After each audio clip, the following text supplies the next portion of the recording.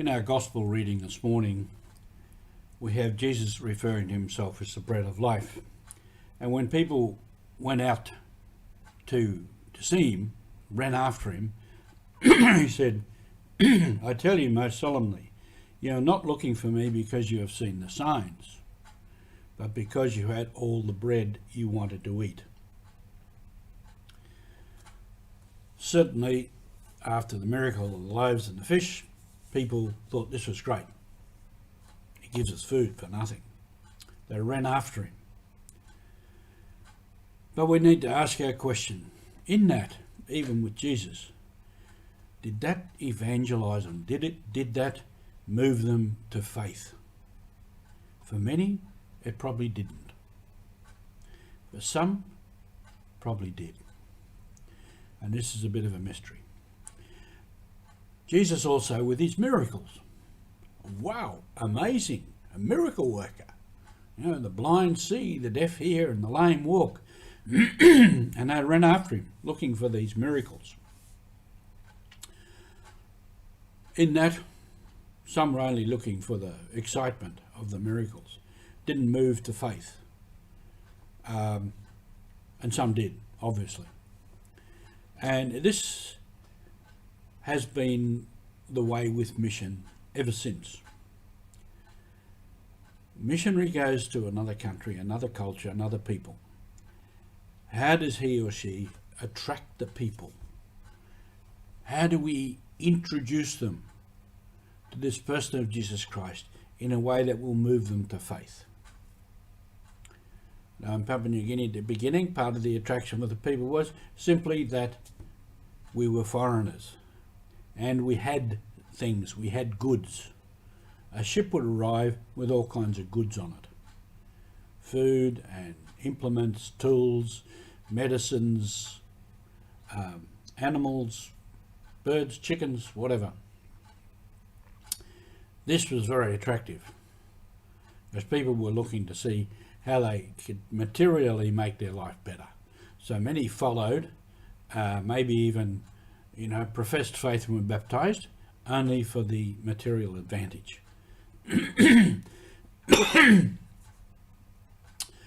And sometimes this was the initial approach.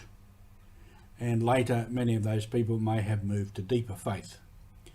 And this was also an approach with some of the bishops in Papua New Guinea for some time. Move the people through to baptism, to the ritual of baptism, and then as time goes on, work with them to deepen their faith so that they come to a more true faith. And this was probably disputed amongst bishops and priests, that as some would say, no, we demand of them a greater expression of faith than just baptizing them. And I know up in parts where the French were in the Papua and Goilala Mountains, this was the approach. The bishop, Alain de Beaumenu, said, don't leave them outside the gate. Baptize them and get them in, then we work with them.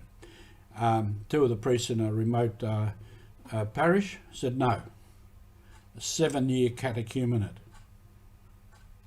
And then we look to see if they really are changing their life. So what is the approach to bring people to faith?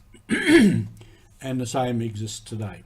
Certainly, people will come if we give them food. If on Sunday after Mass we put on a spread of food, everybody would be in there. The street people and everybody would be in there for a free feed.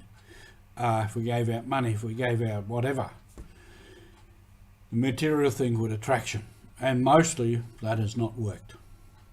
The other way that people were attracted to the mission was through the medical work and through the schools.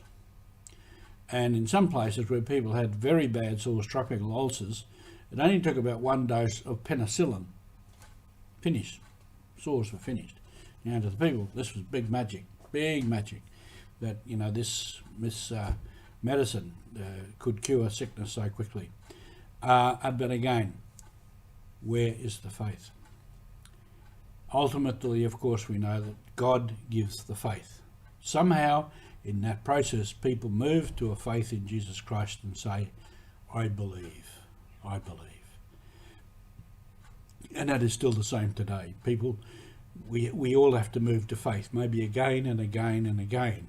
And people who don't believe, doesn't matter what the church does, good or bad or indifferent, they won't come to faith through what we do often. But they'll only come to faith if God moves them to faith. And this is our mission today, to give the faith, bring people to the faith as best we can. Thank you for being with us.